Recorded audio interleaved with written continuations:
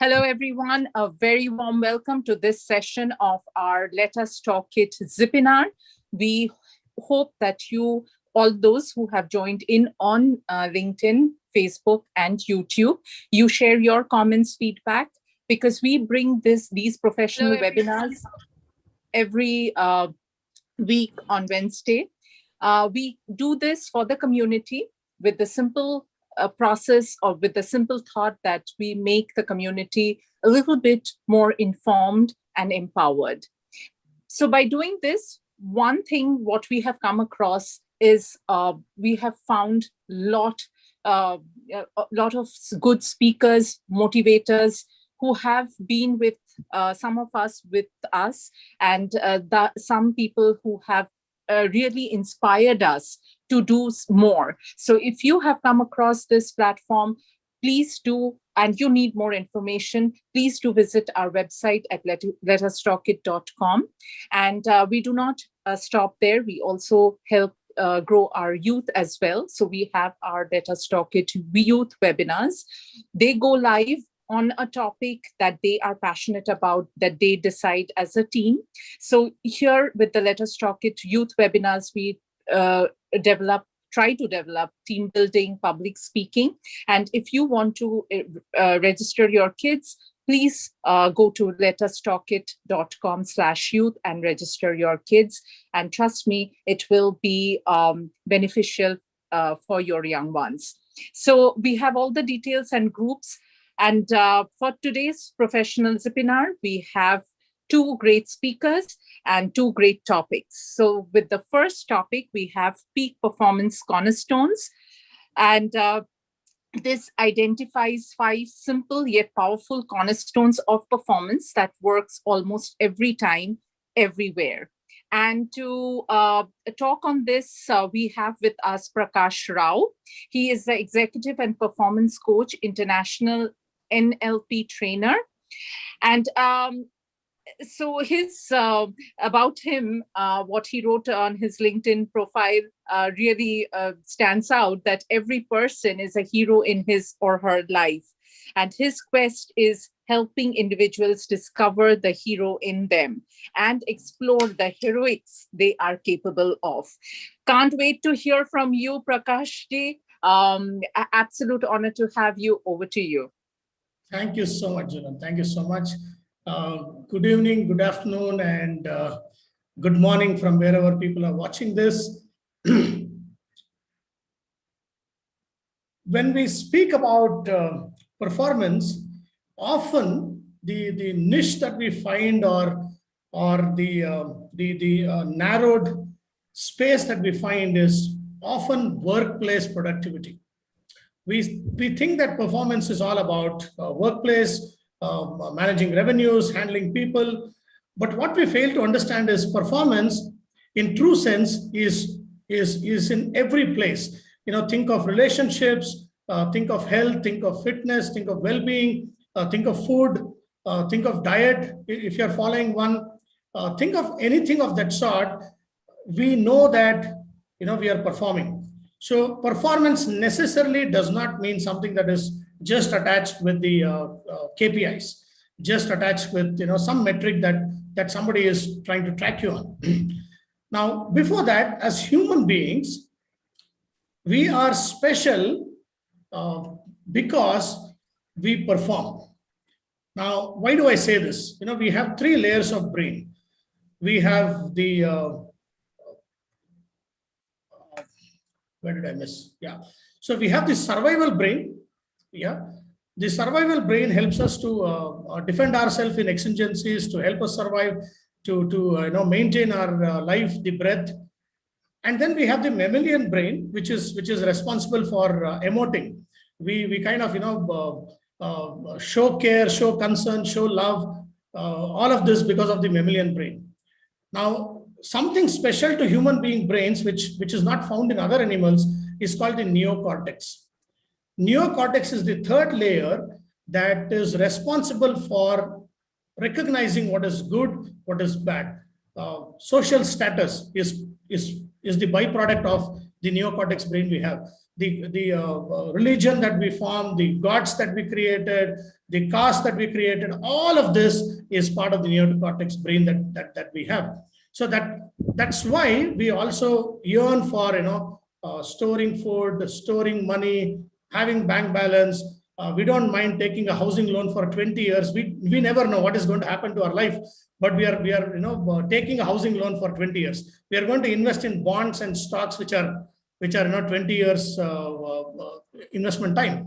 So all this is because of our neocortex brain. Now, because human beings perform, now think of this: no pandemic has stopped us from performing. Pandemic hit us, and what did we do? We quickly found virtual platform to interact with people. Pandemic hit us, we found new ways of manufacturing things. Pandemic hit us, we found new ways of communication. We found new ways of working. Today, we have even coined it as new normal. We don't mind coining something different and then working around it. Yeah. So performance doesn't stop. Now, there are 3 Ds generally that shatter somebody's life performance. 1 D is death. Of course, if I die today, I don't perform anymore. The second D is divorce. It shatters anybody. The third D is disability. Okay. So no 3 Ds, no pandemic, nothing can shatter somebody's performance. So if I lose someone in my family today, I will grieve for, say, a week, 10 days, 15 days, maybe a month, but I will come back to my performance. I will come back to performing something. I'll come back to storing something. The idea of storing, the idea of bank balance, there is no species in this world which has got a bank account. It's only human beings. There is no species in the world which has invented refrigerator. We store food. Now, because we say performance, let me just share my screen for you.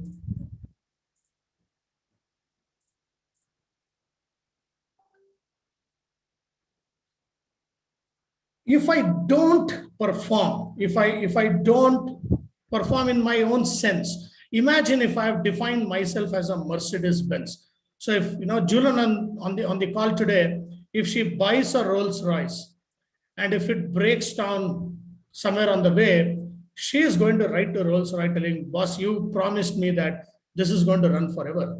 And if it breaks down, you are going to give me back. So there is expectation from a car like Rolls Royce. If I have, let's say, an economical car, there is some expectation from that car. So how I have defined expectation on things that I have. So if I buy a Mont Blanc pen, there is certain amount of expectation that I have around that pen. Similarly, me as a person, as an identity, I have expectation for my performance, for my success, and for my results.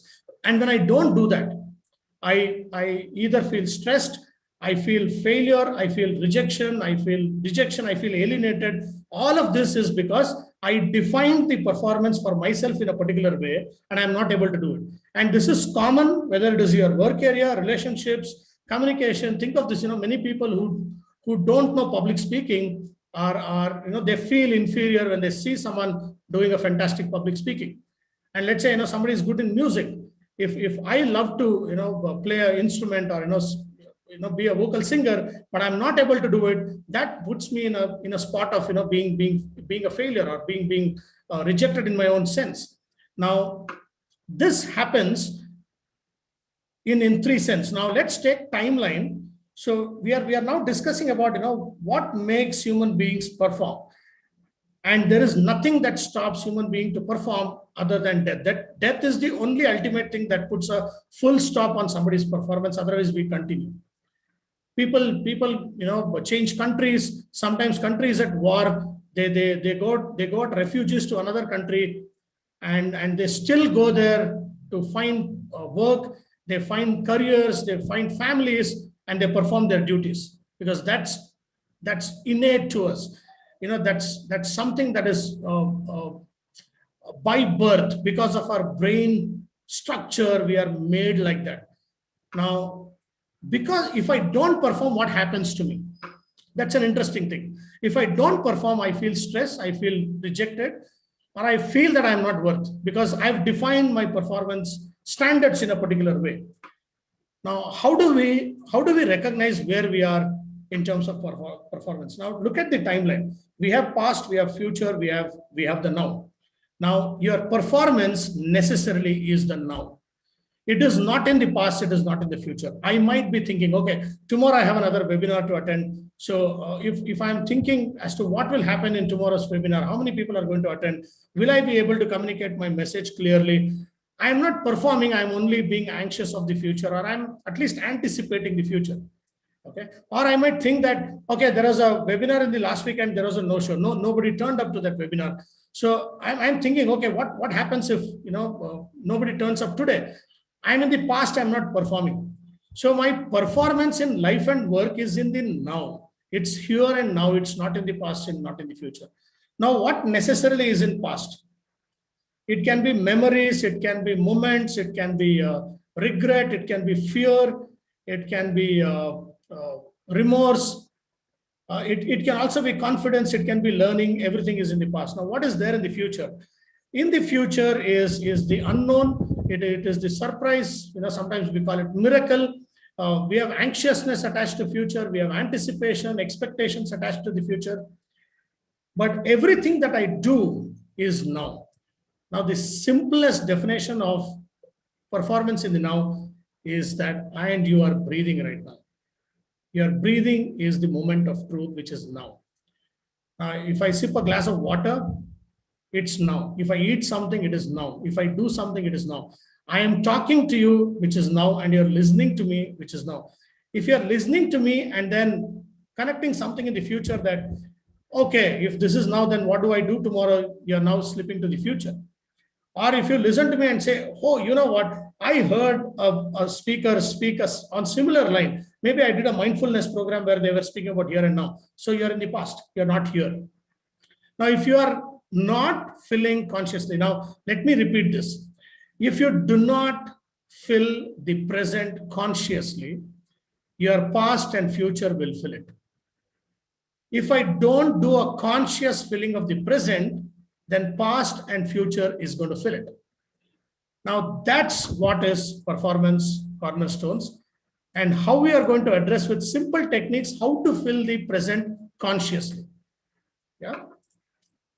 Now, present is a matter of choice as to whether I do something now, or I anchor to my past, or I think about my future, or I daydream. I think that what's going to happen tomorrow. Now, it's a conscious choice of what should happen to me now, because it's the combination of my energy and focus. Energy flows where the focus goes. Energy flows where the focus goes.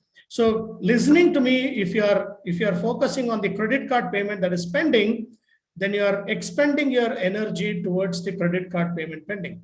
Listening to me, if you are thinking about tomorrow morning's workout, will I be able to get up and do my workout for tomorrow morning? You're expending energy to think about tomorrow's workout, and that's where your energy is flowing. Energy flows where the focus goes. Or you can also choose about something in the past. Yeah. Now, present is a conscious choice, which is the combination of how you expend your energy in the present and where is your focus. Now, I've got some simple questions for all of you. As I speak, you can answer for yourself. Now, pause is a great technique to be in the present, to come back to the present, to consciously fill the present. Now, think of it, you have a glass. If you don't fill with anything, what do you think it is filled with? If you leave it for some time, it is maybe filled with dust. Even otherwise, it is definitely filled with air. It is not in vacuum. If I choose to pour coffee in that glass, that means I made a conscious choice to pour coffee in the glass. Now then I take a pause. Pause is an expression of reflection, a spot reflection, not necessary to stop doing something. Now think of people in sports. Somebody who is playing soccer, he is checking the shot in the final moment, in that fraction of a moment, to see whether he is playing the shot in the right direction. That's the pause. It's just a momentary reflection, just to see whether did I made a better conscious choice of filling coffee in this glass, or should I pour tea? Just before I pour, I'm making this conscious choice. Pause is that momentary reflection to make that one final time the decision or the conscious choice to fill the present. Now, how can you exercise pause in everyday life? And what can it do to your performance? Now, think of this. You know you're getting agitated in a conversation, okay? And you allow yourself in the flow, and things goes wrong. And then you probably regret because you go back to the past after the conversation and say, I could have done something else. Now, what does pause do is that momentary reflection. You are just going to step back, watch yourself like a movie, and then say, how should I respond? It's that momentary conscious filling of that glass. Now, the second cornerstone of performance is state or mood management. A lot of people in sports, I have a soldier here in this call today. He will agree with me more. A soldier's attitude is just the state of mind. It does not matter what is the situation that a soldier is facing, but it is just the state of mind.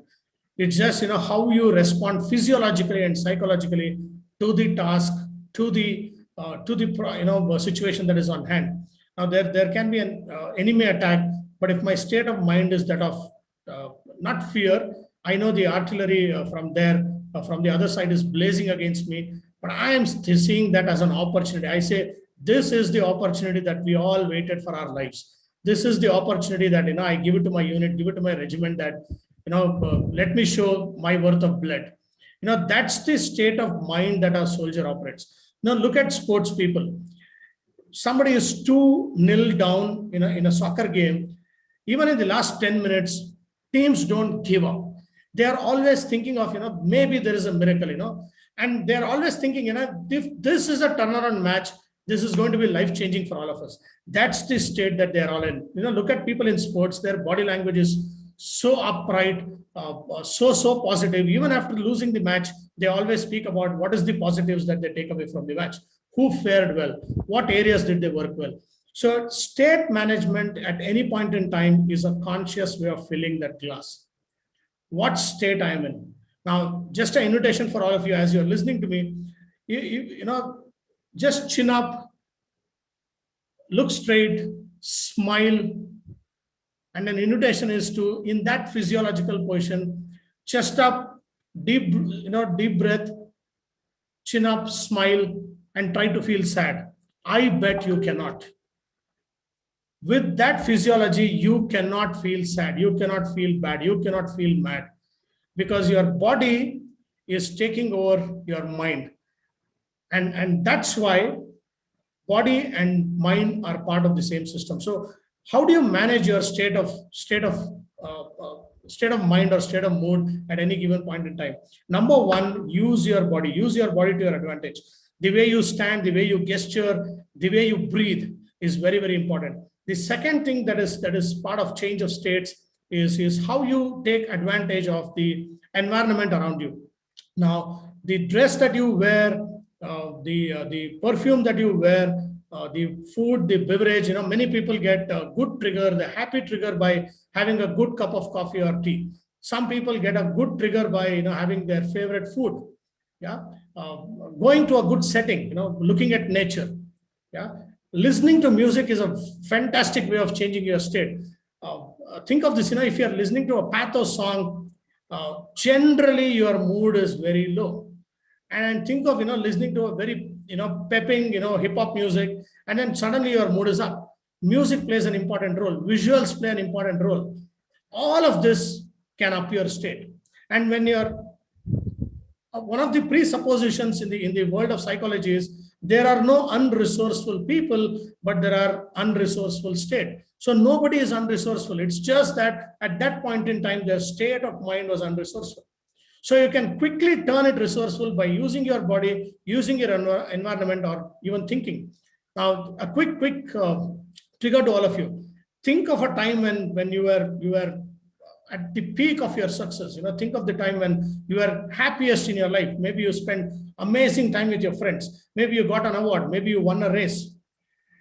And you can always anchor to your past thoughts and then up your state right now. So you can use thoughts, you can use body, you can use environment to your advantage all the time. Now, this is the conscious filling of that glass.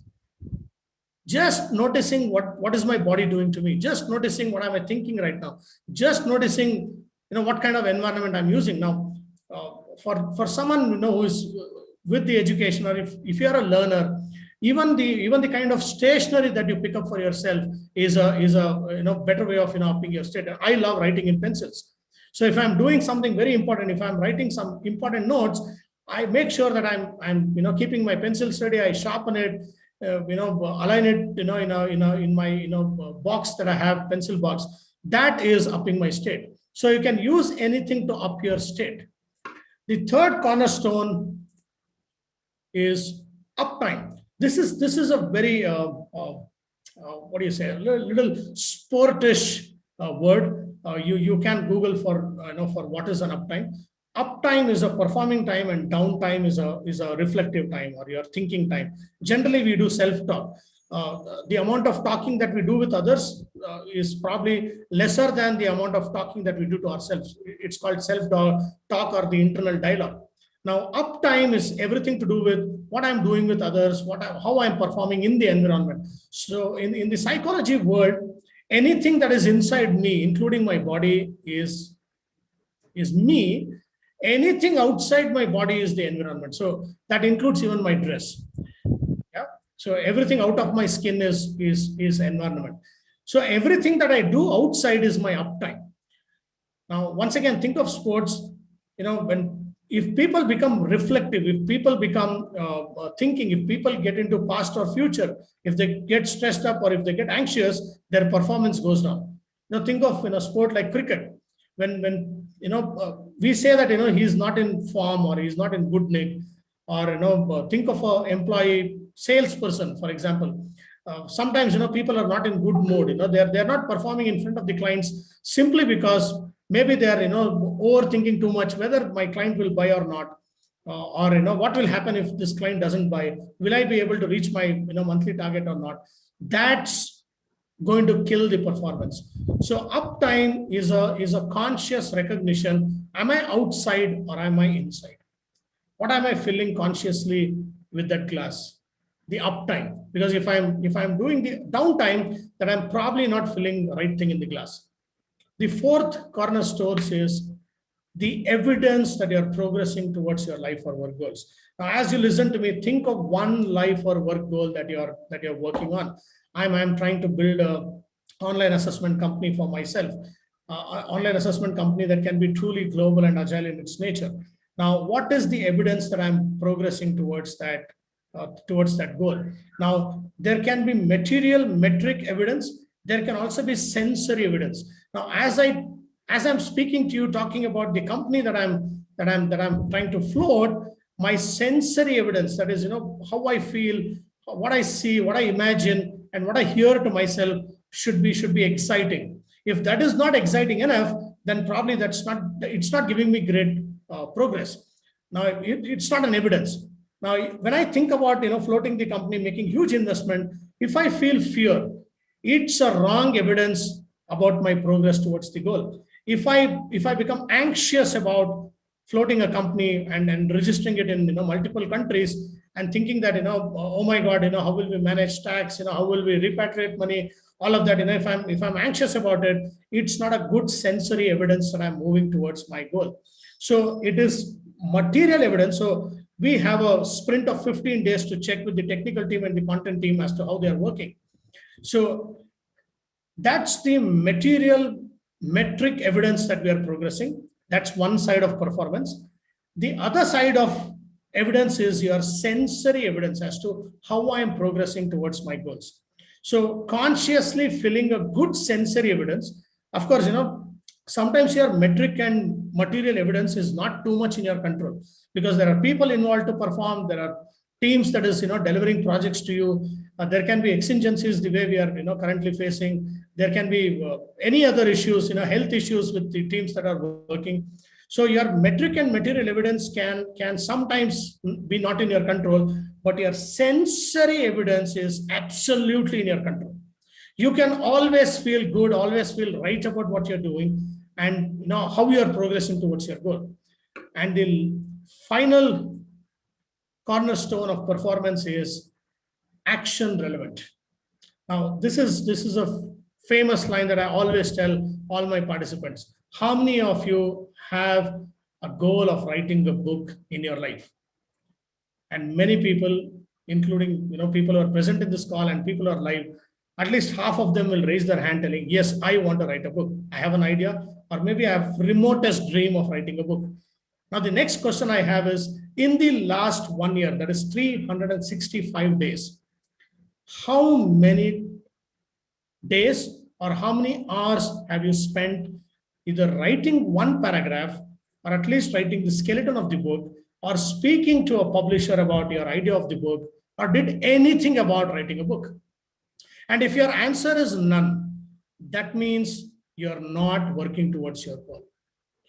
My everyday action should have relevant to my long-term goals. And that's how you know that you're performing to the fullest. Otherwise, after 2 or 3 years, I have this dream of writing the book. I did nothing about it for the last 2 years. I'm going to feel, oh my God, I always wanted to write the book. I did not. So I said, okay, this is my Rolls Royce.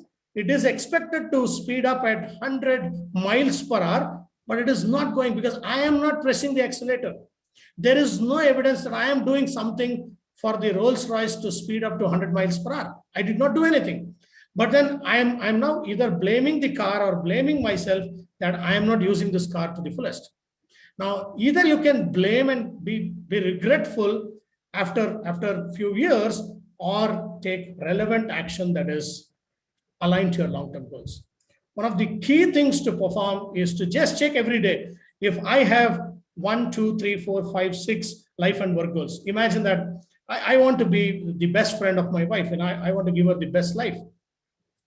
And every day, if I'm not checking, how she's performing her daily course, is she happy with what's happening to her? Is she enjoying, the role of being a housewife? I am not being relevant to my long-term goal. I cannot, after 5 years, go back to my wife and say, you know what, I wanted to be her best friend, and she will ask me, dude, you were all over the place, all over the world traveling. You did not even give me time, have a cup of coffee with me. And today you're telling me you wanted to have best friend. Now, best friend performs 1, 2, 3, 4, 5 actions. You did nothing with me. Now, if my everyday action is not relevant to my long-term goal, I fail. Many people regret in the later part of their life, or sometimes even as employees, they regret when they leave company that I could have done something different in this company while they quit, is because their actions were not relevant to their long-term goals. So here I am. So this is about it. We have the timeline which clearly defines where is the performance. Performance happens in a playground called now. It's here and now. It's in the present. It's nowhere else. It's not in the past. It's not in the future. It's just happening here and now as I speak to you. And performance happens when you take that momentary pause, when you kind of give that evidence that your sensory evidence, very importantly, that you're progressing. You're managing a lot of uptime, managing your state to ensure that you're using your body, using your environment to your advantage, and using your thoughts. And finally, making your everyday action relevant to your long-term goals. Thank you so very much, Julian, for the opportunity, and I hope I've stuck to my 30 minutes. Yes, you are, Prakash. That's really well done. This is Phil, by the way. I'm with Julan. That was really insightful and um, eye-opening things, because I'm guilty of it before. Like, I was looking for a position with a company I was with, but I realized I was not working as if I'll be in that seat. So that made myself out of that company, thinking that they're not accepting me, but it's me not working on it. So that's really insightful, really good. Thank you, sir. Does anyone in the audiences have insights to share and also questions? Yeah, very good points. Prakash, I think, we think a lot of these are common points and all, but the way you really went into detail and the psychology aspects and all, I mean, it's pretty interesting session, actually. I would love to learn more and, I would love to browse through, your other offerings. Thank you, Srini. Thank you so much. If anybody has any questions, I'll be very happy to answer.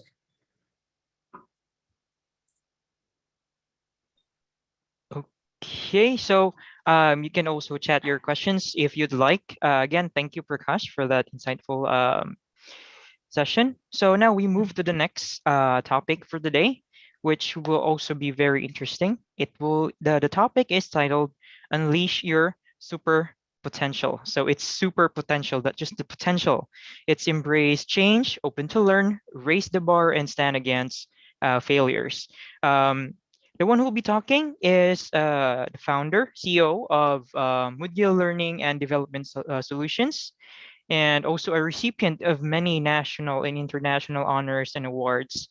And even pandemic working from home did not stop him from delivering those impactful knowledge and skills and learning through interactions, online interactions and virtual training sessions. So if I will read all of the awards that he had, I'll be taking all the 30 minutes of his time. So hear me. I will introduce to you Dr. Sunil Moudgil, PhD. Take over now. Thank you. Thank you very much. I'm honored with the kind of words you have spoken about me. Thank you very much. And Prakash, I'm so happy that you delivered so well. And I was absolutely absorbed the way you were talking. My compliment to you, man. Thank you, sir. Yeah. Thank you, sir. Yeah. I'll just take a few minutes. I mean, half a minute to put my slides. I'll start straight with that. And so that, yeah, I think we can start. And I'm sure they're visible. Yes? Yes. Yes. Okay. Okay. Thank you very much. Thank you very much, my friends. My take on unleashing your super potential is, when we look at our personality, we have two dimensions. One dimension is non-negotiable, another is negotiable. Non-negotiable is, if my height is short, if my eyes are black, if I am a little fat, I'm born at a place called Ludhiana, and things like that, which I can't change. I've been blessed with something is called non-negotiable part of my personality. So when we have to unleash our potential, the non-negotiable component has no value. A lot of people get stuck in the non-negotiable component. Whenever they look at some kind of competition or they want to move up in life, they always blame themselves because they do not have the kind of background they have, or their height does not match, or their complexion is not good in the kind of work environment they are. Non-negotiable has got no value in life. We can see all super people all over the world in different arena. You will find them. They are from different world and different countries all over the world. The second component is negotiable. So my take on this, when I say unleashing your super potential, is on the second one. And let's see how we are going to unleash that as we move forward. Generally, I do not start my program straight away with the topic. I have a small little test for you all. You don't have to answer. You just want to connect with you. I will answer myself. There are E's which are going to come. There is a statement which is going to come on the green patch. You got to find out how many E's are appearing in that patch. 7 seconds. Only on the green patch. You don't have to answer also, please. Very good. I'm sure somebody must have thought 12 and 13 and 11 and 14 and 15 and 16 and 17. We all must have gone around, and very few, maybe 1 or 2, 3 might have picked up the right number. So let me help you to find it out how many E's were there. I've checked up in my audience. When if I put with the E's with the red color, many people are not able to add up correctly. Sum it up correctly to 16. Now, what is E? What is E? My take on E word is E is energy. And the way Prakash has said that our now is all about energy and the focus. Unless we have the energy, unless we have the focus, we will not be able to achieve anything. You may have energy, but no focus and no value. You have a great focus, but no energy has also no value. So to have a focus, so I want energy to be created before we move forward. And that is what I do it in my normal programs also. So, well, friends, we are virtual. We are much, away, and you may not give it to me, but think of giving me high five. Great. Prakash can give it. I can see Prakash. Great, my friend. Okay, very good. Give me high 10. High 10. Yeah, every one of you. Very good. Give it to me and give it to all the participants. Very good. It's all virtual. We are living in a virtual world. Yeah, give it high 10. Feel the energy. Energy, unless you feel it, energy is not there. How will you know it's energy? When you are excited, it means you're feeling energy. When you are enthusiastic, you are feeling energy. So to feel energy, so I won't know how are you feeling or not feeling. So you got to tell me 3 times, wow, wow, wow, wow. Wherever you are, you must shout it out, and people within your office or residence, wherever you are, they must come running and tell you what happened, why you're shouting by all yourself. Once you do that, the energy really comes out, my friends. So let's start. If I ask you, are you ready? I'll just skip that. Yes. Are you ready? So yeah, give me a clap. Yes, I am ready. Great. If you're ready, my friend, let me go ahead. Energy is created. Let me go ahead and create the focus to unleash. To create the focus, my first take is a small little question. The question is, if you intend to climb a mountain, what is one thing you will need the most? If you think of climbing a mountain, what is one thing you will need the most? Don't answer me. Just think of it. We are connected through soul, so you don't have to speak to me. I can, sense it, what you're thinking. So a lot of people think that we should have confidence, we should have courage, we should have training, we should be, having good attitude, and then only we can do that. Great. But the answer is not that. If you intend to climb a mountain, the one thing you will need the most is the mountain. Why? Because the mountain will decide you need the courage or you don't need the courage. If the mountaining is like Everest, certainly you need much more than what 4 or 5 things we have said. If the mountaining is like one of those tourist places, like in India, we go to Mussoorie and Shimla, you have to just pick up your car, put your family in the car and just go and drive. There's no courage required for that. Mountain decide absolutely what exactly you want to achieve in life. If it's the mountains, and that is how we call it, you got to be goal-oriented as and when you want to unleash your potential. And that is what I'm taking a lot of points from Prakash also, that is on the same line he was also talking about. So every journey starts with a goal in mind, my friend. To put it a little in more perspective, let's say 2 football teams are playing, 11 players on both sides, and I remove the goalpost. I take out the goalpost and tell the teams, well, friend, you have 90 minutes play with this break in between. Play, and once 90 minutes are over, please come and tell me the outcome. And it's a very aggressive game. We see the clubs, the way people are playing all over the world. And it's a very, very aggressive game. After 90 minutes, you will find few players already got injured, one or maybe have gone hospital, and some people have got a red card because of the aggressiveness they show on the field. And 700 players from both the teams will come and stand in front of you, and you will say, well, friends, please let me, what is the outcome of the match? They'll say nothing. Why nothing? Because there was no goal post. Goals are that important in life. If you keep running around and keep performing and everything, you're doing it unnecessarily. If it is not going and achieving what you want to achieve in life, it will have no value. So be goal-oriented is the first important part to unleash what you want to unleash. Otherwise, it will have no relevance. Very good. Goals are guide to success. That is why I say. If you really want to achieve goals, my take on one more is there. What kind of energy you require within?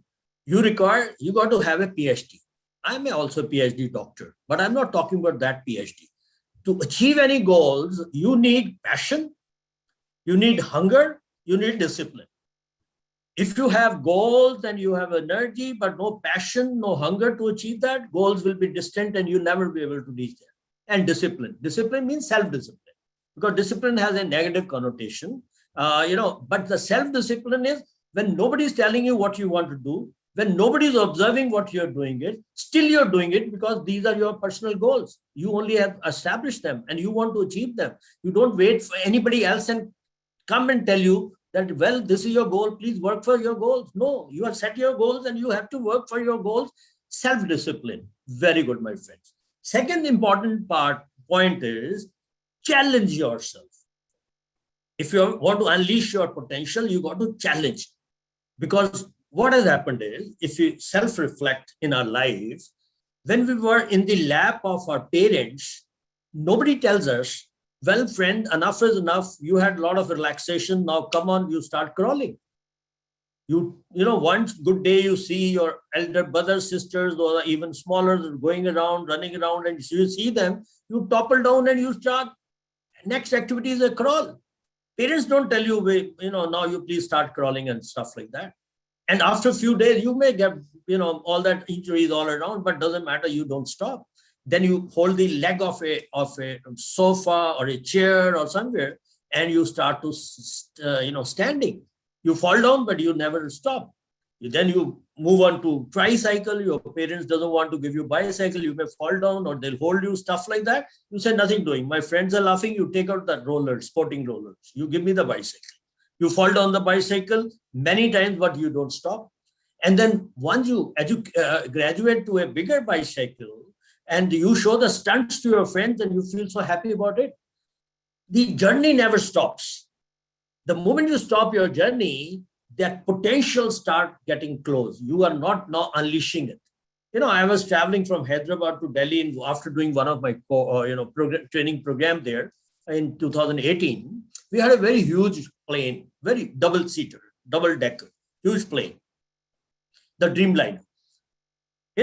I am very fond of talking to people. The moment I sit down in the aircraft, whosoever is sitting next to me, I introduce immediately, so that if there's a need, we can interact. Otherwise, it's boring. People may think, he's going to spoil my journey because I want to sleep, and this man has started introducing straight away. But that's how I work. There was this, air hostess. I spoke to her. I knowingly, there's a girl which has gone inside the cockpit, is wearing a, uniform and of the Air India, Indian Airlines, and she's gone into the cockpit. And knowingly that she must be the one who's going to fly, I just want to doubly check with the air hostess. I said, ma'am, can you please tell me the lady who's gone in, how come she's gone inside the cockpit? Nobody's supposed to go. She said, no, sir, she is the co-pilot. I said, it's not too confidential, how much age maybe this lady's age may be? She said, it's almost mine. I said, if not confidential, can you divulge that? She said, I'm 27 and she's around 27, 28. Look at when people start, continuously unleashing their potential. The sky is the limit for them. Sky is the limit. In 2022 years, all over the world, stars, celebrities, you look at the way they perform and on the performing arts or whichever area, sports and whichever field that you see. I'm from Army. 18, 19 years, 20 years, boy standing on the picket all by himself, taking the load of the whole nation on the shoulders and performing his duty. People all do that. Why they do it? They understand that they got to continue unleash their potential, which is part and parcel of the body. A body is a wonderland. A body is a wonderland, friends. You have to Google it out the moment I'm sharing what I'm sharing. Somewhere Google shows 12,000, somewhere it shows 11,000. Doesn't matter about the number of thousand. Do you know that blood runs in the body in one day 19,000 kilometers? Okay, let's take it 12 because Google somewhere gives different answer. You also Google it out. Arteries, veins, capillaries, all put together of one person, adult person. If they're connected, they become 100,000 kilometers. One adult. look at what is inside. 35, 40 million times a year heart beats. Imagine, look at the numbers. Look at the beautiful numbers.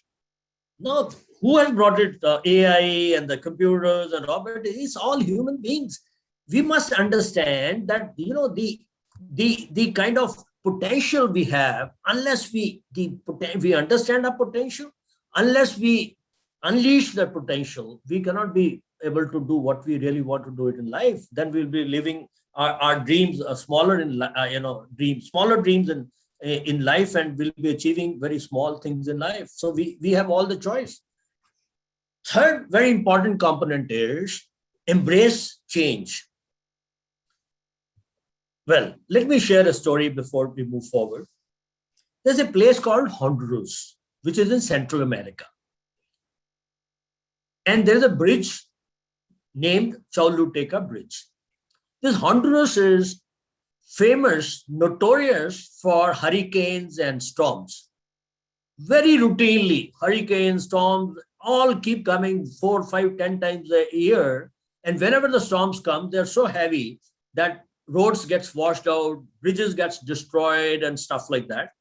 Choluteca was an old bridge and the government wanted it to be rebuilt.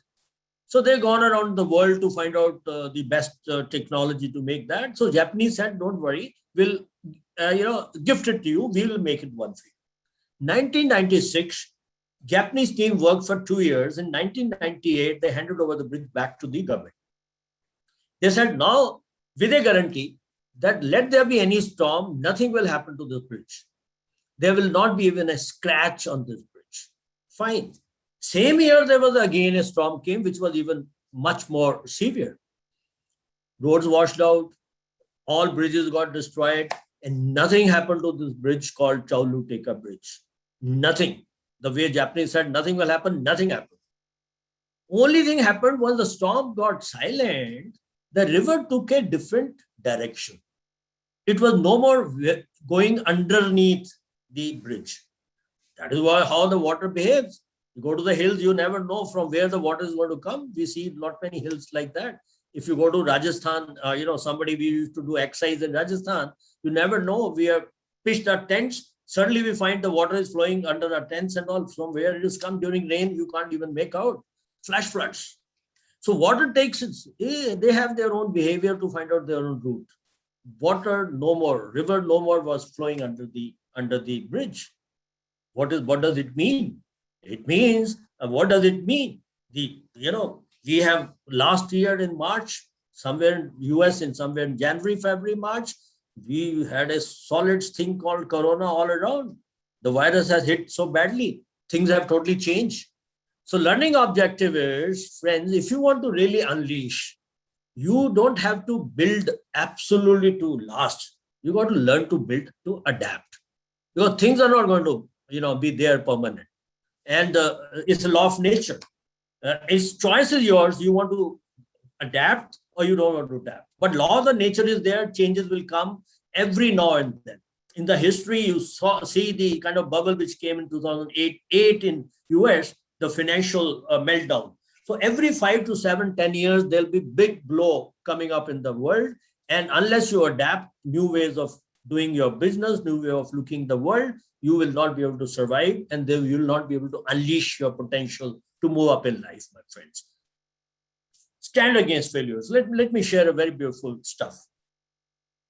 The New York has got a NBA, which is the New York Basketball Association, NBA. And like we in India have a T20, there's auctioning takes place, people get a lot of money and all. Here also auctioning takes place. People are bought by different teams and stuff like that.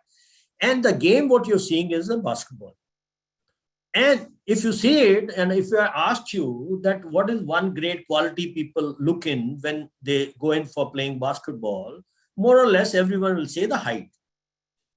And this man, Michael Jordan, big name, is 6'2". It's not a great height, but other people in the team is Kobe is 6'6". We have Magic Johnson 6'9". We have Yao Ming 7'6".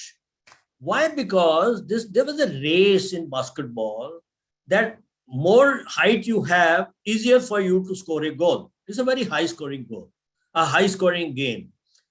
Why? Because the ring is at about 10 feet and your height is 7.5 feet. You hardly have to jump 4 to 6 inches and you will be able to extend and simply do a goal.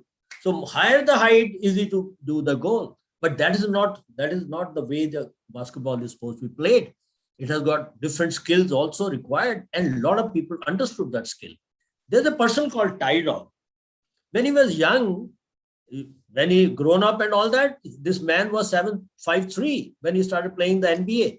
When he was a child, when he wanted to, and he told people that, well, this is what my goal. I will play in the NBA when I grow. People used to laugh at him because he was too short. And whenever he used to go for practice within the school team, they used to throw him out. They said, no, you play some indoor game, carom and stuff like that. This game is not meant for you. And this boy had gone into the club outside and played. Next day, his picture and his performance came in newspapers. That such a magical boy this is. He is playing so well. Then the people called him within the school. They said, we'll change the rules for the height. You don't worry, you play within the school team. That is how he started. Because when you want to really move up in life, there'll be hurdles. People will not give you a chance. You got to create a chance for yourself. And this man, what I'm trying to say, this man, other people, jump and this man flies somewhere in the center. And he's so good a ball stealer and a passer and agile. Look at the number of different qualities which make him the best player, one of the best players of his time. 10 years, he was almost on the top. And his learning, this man said in the one of his biography, the book, which he says his accomplishment of what he wanted to do is only because of 3 things: self-belief, hard work, and determination. Why self-belief? Because if you do not believe in yourself, why should other people believe in you? There's no reason other people should believe in you. Hard work. God has not sent you on the earth with making you genius and say, go and do, whatever you want to do. Everyone is a genius. Everyone works hard. So you got to work harder than them. Then only you can achieve much better than what other people are doing it. Determination, because things will not be straight. There'll be hurdles. There'll be corona. There'll be many things in your life. And unless you stand steadfastly, you will not be able to move forward, my friend. Very important learning by this man. I'll read it for you because you will not be able to read it. You can read it in your mind faster than me or along with me. According to a research at Cambridge University, it doesn't matter in what order the letters in a word are. The only important thing is that the first and the last letter be in the right place. The rest can be a total mess and you can still read it without a problem. Why? Because the human mind reads not only the whole word, but by the whole letter by itself, the word as a whole. It's blocked. I'm not able to see that. Well, friend, how can I read this? How could I read this? What is the learning if I can read it? If only the first word and the first alphabet and the last alphabet is in place, remaining all is a mess, I can still read it. What is the learning?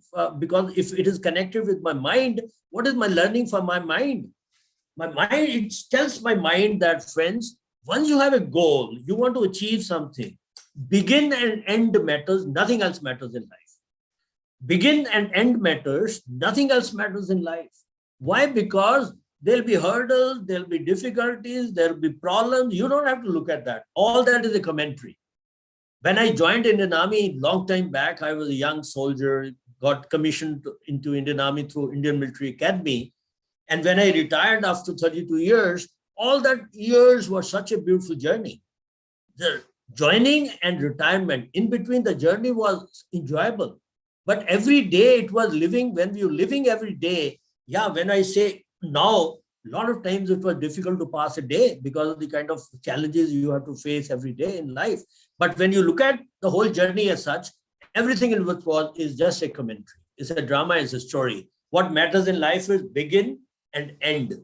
Start and then finish accomplish what you want to achieve in life. And that is how you unleash your energy. With that kind of thoughts, you unleash your energy. Raise the bar. Let me have one last point. Raise the bar. Very important habit. Raise the bar. Habit of highly successful people is to raise the bar. Let's say I have water bottle in my hand. This water is highly delicious to drink at a room temperature. Something 20, 25 degrees Celsius is very delicious to drink. As I start heating it up, it goes to 40, 45, 50 degrees Celsius, you can't drink it. It has got attained a different value. Now you don't have to drink it, but you can put it to better uses. What are the other uses? You can wash floors, wash greasy utensils. You can do a lot of other stuff with this. Raise the temperature to 97, 98, 90 degrees Celsius. Now this water has attained a different value. Now can you make dip cup of tea or a coffee? 99. At 99, add one more degree. Add one more degree to it. It steams out. Now, the kind of value the water has got it, if you have a steam engines, which are not available anywhere in the world, but just for reference, if you have a steam engine, you can run steam engine by just using water at 100 degrees Celsius. Why steam out and use that technology and use that, ferrying thousands of people from one station to another, thousands of kgs of load from one place to another. Look at the magic which is getting created, my friend, only because of 1 degree more. And nobody knows in life when you're unleashing your potential, where is that magic lies? Because you don't have a thermometer to put it every time in your body and say, am I reaching the point where magic is likely to be created right now? Nobody knows that. Any moment can be created, in life, any moment can become a moment of magic. You don't know how it has become. Your job is just continue adding one more degree to it. Now, it entirely depends upon the competitive environment. If your competitive environments are fairly weak, then magic can be created much faster. If the competitive environments are strong, the magic may take a little time to be created. Like, it is not the water which boils out at 100 degrees Celsius. We all know that. It's not right that water boils at 100 degrees Celsius. It only boils at 100 degrees Celsius at sea level, not at 3,000 feet and not at 10,000 feet and not at Everest. Because the boiling concept is when the pressure in the water is beyond the atmospheric pressure, it boils. If the atmospheric pressure is low, like as you continue climbing, that Leh is 10,000 feet and Everest is 29,000 feet and stuff like that. And Everest, it will boil down at 70 degrees Celsius. So it is entirely, the magic getting created depends upon the environment you are playing your cards, where you're playing the game. If you're playing the game in real world scenario and you want to create a magic, you're going to continue adding one more degree and see to that you unleash your energy to meet the challenges of the environment. And that is what I want to communicate in this, my friends. And with this, I like to close down and like to take on, almost getting up, was to take on any questions you have on this. Thank you, friends. Thank you very much. Thank you, Prakashji. Thank you very much being with me. I'm so happy. Yeah. Thank you very much, Sunil. That was really, really also insightful and eye-opening things for sharing your knowledge. So learning to open to learn, to adapt. It's very necessary to this changing world, from very normal and then to pandemic. So if you're not very adaptable, you'll not survive. You'll be full of anxiety. So is there any questions or insights that anyone in the audience would like to share? Yeah, it's very visual. It's awesome, Sunil. So, and also you wanted to engage the audience right from the first minute. That was Thank very you very good. much. Yeah, these are some examples that we'll remember forever. Thank you for a great session. Thank you very much. Thank you so much. So If there are no further questions, the speakers have made their point in the precise time. That's really it's really great. Thank you so much, Prakash and Sunil. So now let me just tell you that we have also our live youth Let Us Talk It webinar every Saturday at 4 p.m. Eastern Time. And this week, the topic is futuristic materials. You can join the preparation sessions every Tuesday and Thursday at 4:30 p.m. Eastern Time by registering at our website. It's letustalkit.com/youth. So I hope you all can join this youth webinars also to provide encouragement to the youth. So anything else from the audiences? So we can conclude the day. Thank you so much, Phil. Thank you, Srini, for the opportunity. Thank you so much. All right. Yeah. So thank you so Great much, having you all. everyone. Yep. Thank you very much, Prakash Rao ji, getting connected, and very beautiful talk by you to start, and Julan and also the Filzon. Thank you very much. Another name I don't remember. I can look at that. Very kind of you for giving this beautiful opportunity. I hope a lot of Thank you. people would have got benefited. Thank you very much. Yes, pleasure is sir. ours. Thank you so much, everyone. Thank you so And much. we can end the day. You take care, all of you. Thank you. Bye. Bye-bye. Bye, Prakash ji. Bye. I'm leaving. Yeah.